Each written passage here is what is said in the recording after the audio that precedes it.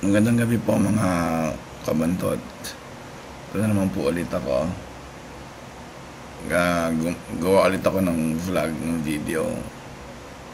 Dahil itong si Epifanio Labrador ala talagang tigil-tigil Sasagutin ko lang yung ibang mga puntos niya ang sinasabi.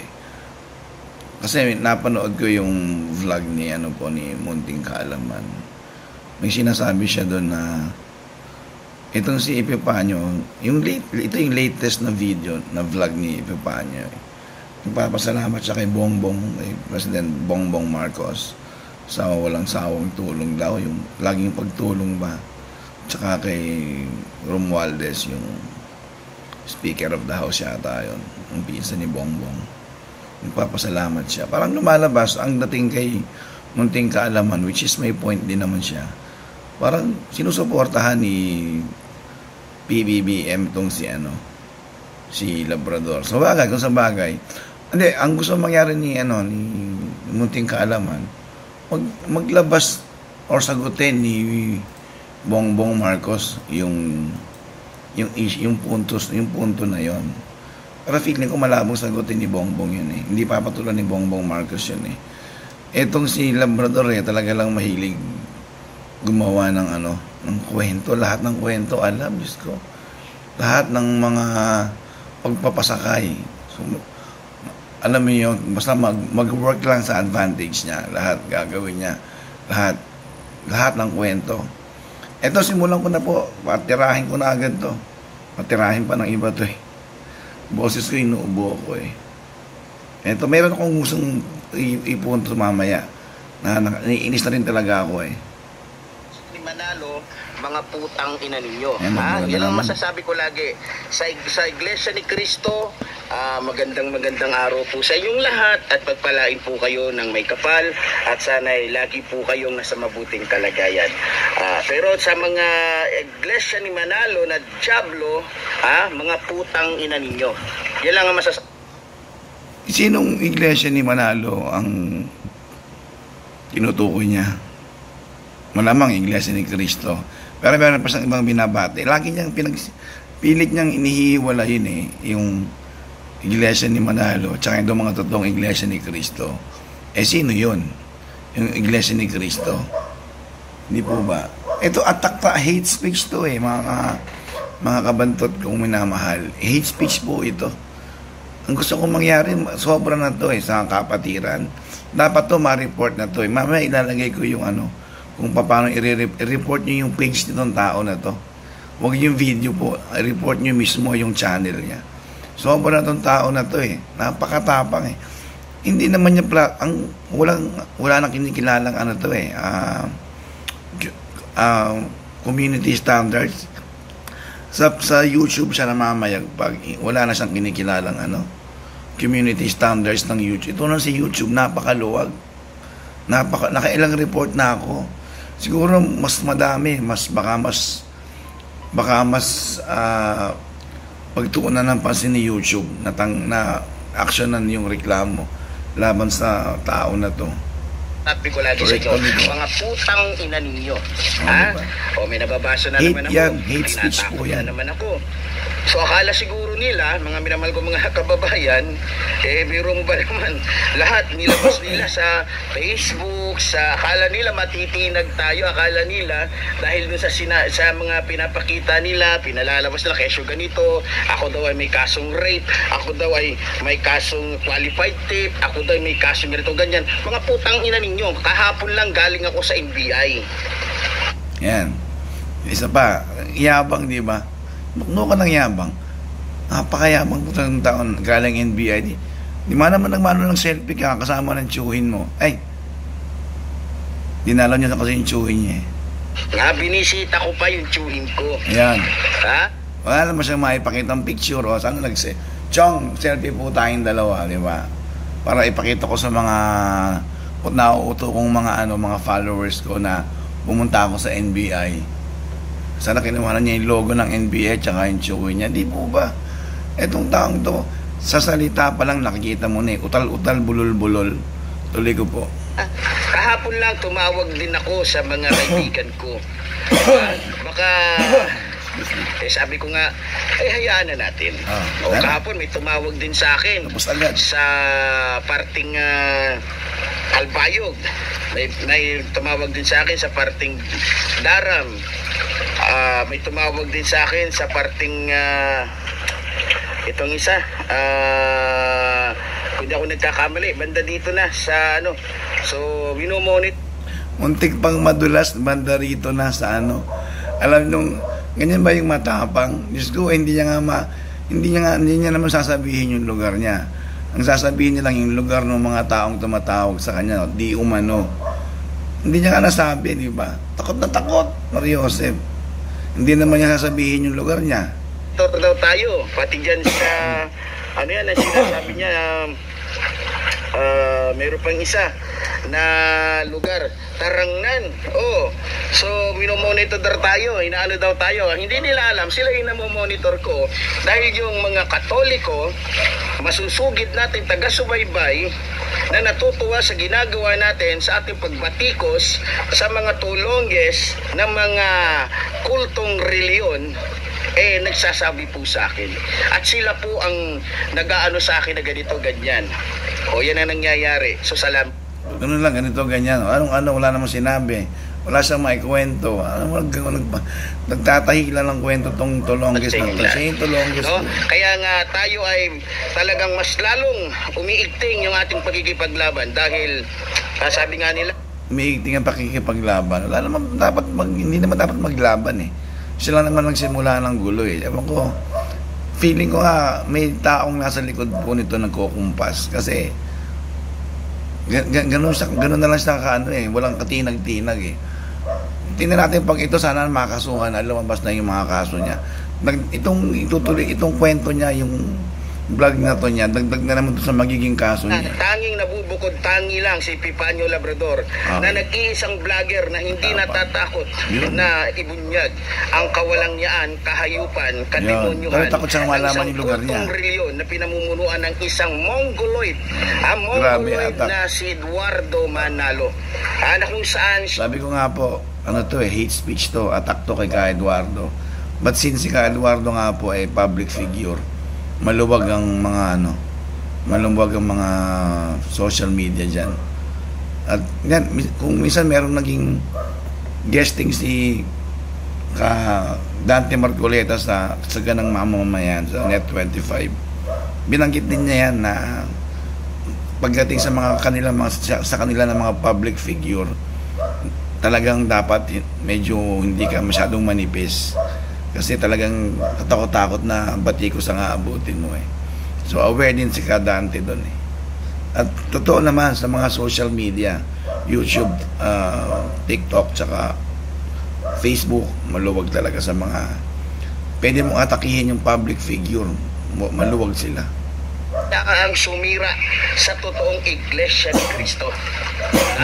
Yung dati totoong iglesia ni Cristo, ngayon ay iglesia na ni Eduardo Manalo na Diablo. Wala namang gano'n. So, alam niyo mga minamahal ko mga kababayan, sa totoo lang nakakalungkot. Dahil lamang sa isang taong gustong maging hari sa buong Pilipinas. Pinaratangan pa si Ka Eduardo gusto maging hari. Para ano? Anong mapapala ni Ka Eduardo para pag naging hari siya? Tsaka walang ganun. Wala namang ganun. Wala ambisyon ganun ng Ka Eduardo. Hindi nga nagpapatakbo sa politika eh. Ang iglesia, paano magiging hari? Ito lang bukod tanging kay Ka Dante Marcoleta na dati na kasing politician eh. Nung nag-iglesia siya. Dati na siyang politiko, kaya siguro pinayagan din. Hindi ka nakikiso. Narinig nyo ba nagsalita ang Ka Eduardo sa TV? Kahit sa Net25 na lang. Nagsalita ba Ka Eduardo dyan na pansarili niyang pansarili niyang kagustuhan o sarili niyang pagpapasya na siya lang makikinabang? Walang ganun. Itong taong to, may masabi na sumusobra itong taong to, mga kapatid ako. Gila ako dito eh. Diba? Biro mo, hindi siya natatakot na ipakulong pati yung kanyang magulang, pati yung kanyang kapatid, para lamang sa kanyang sariling intensyon, no? Ito lumang issue na to eh, yung kay Ka Angel ang tinutukoy nito siya kay Ka Tenny, yung asawa ng ka-RD. Matagal na to. Ang issue na ito talagang gumawa ng kasalbahian to si Angel. May gustong gawing kasalbahian to eh. At kasama po niya dyan ng yun yung dating ministro si mga Tiwalag. Saka yung tsuhing ko kasama nito eh. Hindi ko na lang sabihin kung sino. Gusto nila kasing gamitin yung pera ng iglesia. Alam ko yan po ang alam kong kwento dyan eh. Malamang ikitiwalag. Ang pagtitiwalag sa iglesia wala namang pinipili eh. Kaya pamilya ka, kaya kadugo ka. Diba? Gumagawa ka na ng labag eh. Katenyo siguro kinampihan yung si Ka Angel. Pati siya nadamay. Tuloy ko lang po. So, mamaya po, lalabas po siya sa ating usapin. Itong si Eduardo, Iglesia ng Diablo. So, Iglesia ng Diablo. Hate speech na po ito eh. Attack na to eh. May attack na to sa sa mga miyembro. Alam ko marami sa inyo, kung hindi man lahat. Alam ko marami sa inyo nakakakilala kay Ka Percy Lapid. Yan, ito. Ilan taon na bang pinatay kong o pinapatay si Ka Percy Lapid? Kung di ako mabigat nagkakamali, tong paratang po na to. halos magkasunod lang sila. Taon yata ang pagitan ni Gobernador Ruel Ragay Digamo at ni Ka Percy Lapid. Alam niyo po. Nabanggit ko lang yan. Ito nabanggit niya yung kay Digamo. Nung buhay pa si Digamo ang sinusuportahan nito. At sino yun? Yung taga Negros na politiko na nasa ibang bansa na nagtatago. Yung pinagbantaan niya na bayaran na daw siya ng 1 milyon, ipapatay niya. Si Tebes, may pinagpakita pa ng baril to sa mga dati niya mga vlog na malabas ngayon. Etong taong to, itong kabaligtaran ng ipinaparatang niya sa INC, mamamatay tao. Samantalang siya yung nagpakita ng baril, siya yung nag-threat na bayaran lang siya ng 1 million at itutumba niya daw si Tebes. Taong to. Walang credibilidad. Pero may mukha parang niya harap. Napakabait po ito sa personal. Stricto. Nakita kami nito siguro hindi lang 5 beses, no? Nung ako ay nasa radyo natin pa, isang beses na meet ko ito nung ako ay kumuha ng lisensya bilang member ng kapisanan ng Broadcasting ng Pilipinas o ng sorry kung mali ako. So ito mga hindi ko lang nagsasabi ng totoo tong taong to eh. Nung nag-meet daw sila ni Percy Lapid, nung kumuha daw siya ng permit ba o sabi niya? Tulit ko ito. Nung ako ay kumuha ng lisensya. Member ng kapisanan ng Broadcasting ng Pilipinas. Kumuha ng lisensya ng Broadcasting ng Pilipinas. Hindi niya alam kung anong tawag sa grupo niya. Alam mo, nag-iimbento eh. Kasi kapisanan ng mga broadcaster sa Pilipinas. Pero hindi niya alam ang tawag. Paano mo paniniwalaan itong taong to na miyembro doon? Unang-unang ganito magsalita. Walang ethics na nalalaman. Walang etiketang nalalaman itong taong to. Ano to eh. Parang masahol pa sa hayop na nakatira sa gubat na walang kinikilalang batas at etika. Lalo sa broadcasting pa kung ano. Di ba? Kayabangan itong taong to. Diyos ko, naknukan po. So, ito mga minamahal ko mga kababayan, marami kasi ang nagtatanong kung bakit tahimik ang iglesia ni Manalo nung namatay si Ka Percy Lapid. Bagamat marami at lumalabas sa balita at talagang matibay ang ebidensya ng mga Duterte ang nagpapatay nito. Alam niyo po mga minamahal ko mga kababayan, sa mga nakasubaybay po kay Ka Percy Lapid, kung susubaybayan po ninyo yung lahat ng kanyang mga sinabi, yung lahat ng inilabas niyang mga Yung work na ako in 4 mga minutes. in-expose niya na mga usapin patungkol po kay Rodrigo Roa Duterte na isa ring diablo. Talagang tinatamaan si Rodrigo Roa Duterte. Yung isa ring mongoloid na matanda na ngayon na kumbaga ilang araw na lang ipipirmahan na ng bulate, no? So, alam niyo mga minamahal ko mga kababayan, habang tinitira po ni binabatikos ni Kaper Silapid etong si Digongyo, talagang galit na galit kasi tumpak na tumpak kasi, tamang-tama kasi at totoo kasi yung sinasabi ni Kaper Silapid. Kaya dahil alam ni Rodrigo Roa Duterte na iglesia, ng totoong iglesia ni Cristo, etong si Kaper Silapid, lumapit siya kay Eduardo Manalo, yung mongoloid na leader ngayon ng iglesia Matinding paratang ng po Diablo. ito. Matindi. Dapat tumakasuhan ng tao kasi talaga na to. natatakot din si Digongyo na basta-basta lang ipapatay si Kaper Silapid. Dahil alam nga niya na iglesia ng totoong iglesia ni Cristo si Kaper Silapid.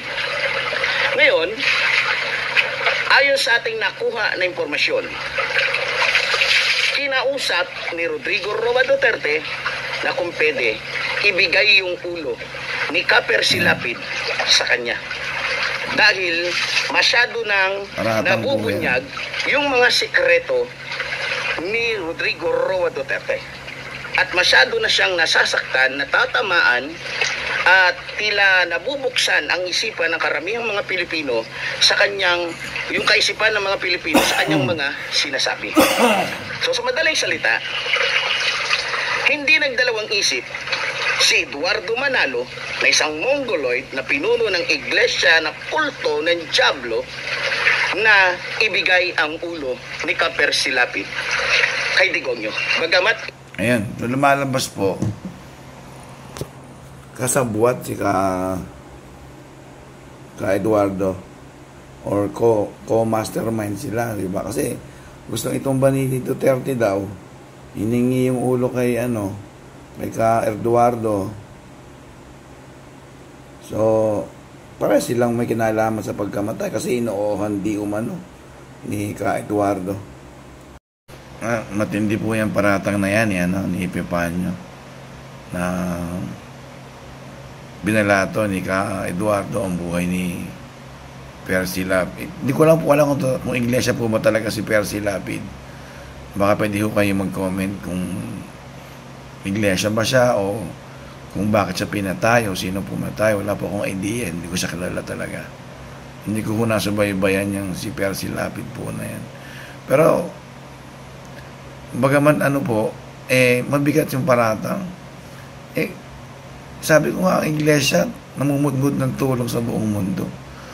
Nagsasalba tayo ng buhay. Nagbibigay ng kabuhayan para mabuhay yung tao. Tapos ito kung totoo man na iglesia si Percy Lapid, ito ibabalato yung buhay. Parang malabo sa katotohanan po yun.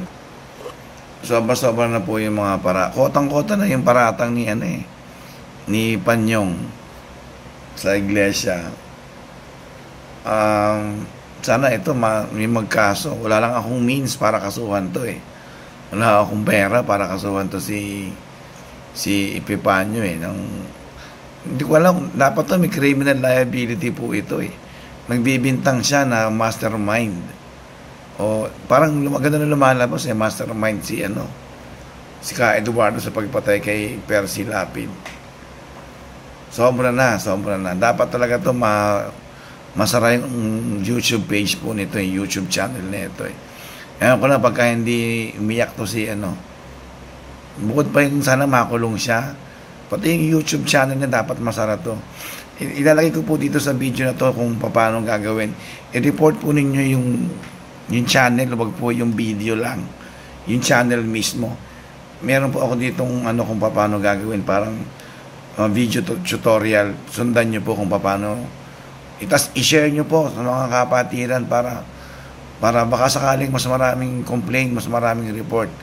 baka sakali isara nila yung channel ni ano. Mas matutuwa ako pag yan nasara yung channel niya. Back to zero siya ulit po dyan.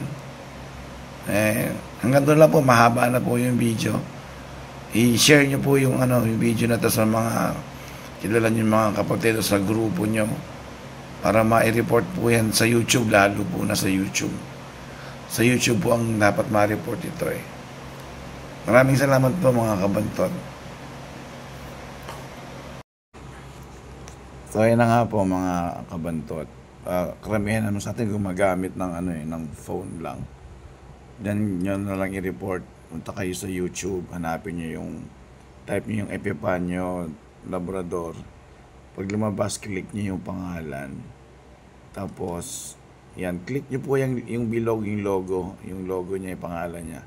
Para mapunta kayo sa pinaka main page. Tapos yan.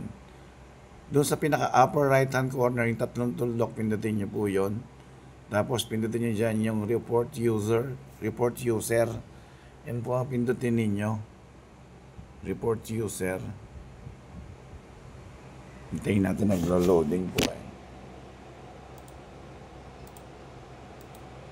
Yan, tapos hanapin niyo po yung dyan sa baba, report user.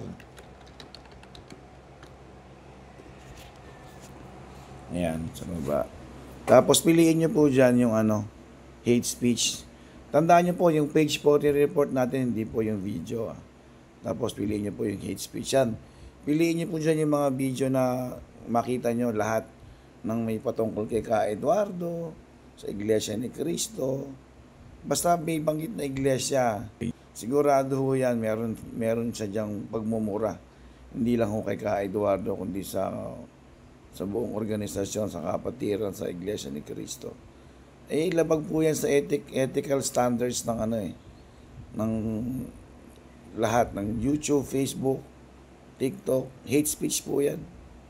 Kaso nga lang, medyo maluwag talaga si YouTube. Sana naman pagtuunan niya ng pansin po kung dadami man yung report sa page po ni Epipanyo sana nga para makaganti tayo sa kanya. Tapos yan, pagdating niyo po sa part na yan, type nyo lang po dyan, lagyan nyo dyan yung reason.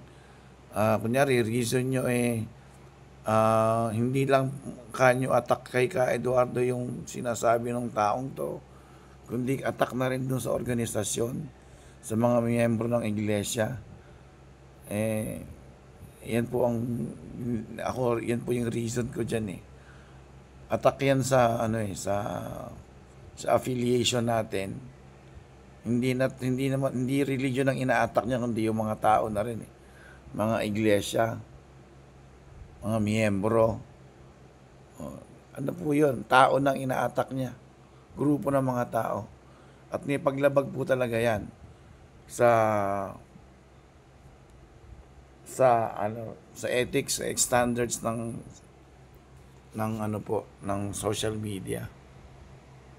Kung gusto niyo pa dagdagan ng dahilan nyo, dagdagan niyo pa po. Mas maganda, mas marami. Mas maganda, mas marami po tayong mag-uulat na magre-report dito kay sa page o sa channel ni Epipanyo. Para makaganti tayo, mga kapatid, mga kabantot. Para makaganti po tayo dyan. Yan, binaratangan si Ka Eduardo, mastermind. Or binalato yung buhay ni Percy Lapid kay Digong. Grabing paratang po yun. Parang criminal na yan, may criminal liability na yan. Hindi po ba? Tapos submit nyo na po. Yan, click nyo na po yung submit pagkatapos nyo. Tapos yan na yun. May marireceive kayo niyan ng notification sa email nyo na nasubmit yung report nyo, etc. Hindi po, maraming salamat po. Magandang araw po sa kanila lahat.